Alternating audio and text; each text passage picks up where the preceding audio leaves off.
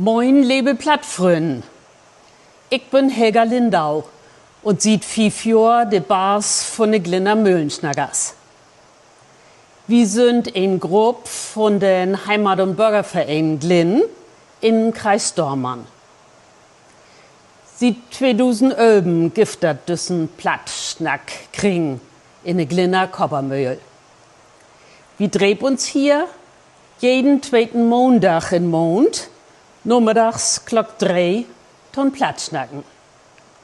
Dorbi ward von de Morten auch keine Geschichten verlest. Bei uns Drepen kann jed ein mit Moken die Lust hat, platt zu schnacken.